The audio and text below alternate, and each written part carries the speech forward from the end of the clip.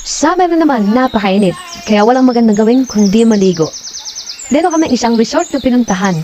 Ang first time din namin pinaliguan ng ating mga Riders Club.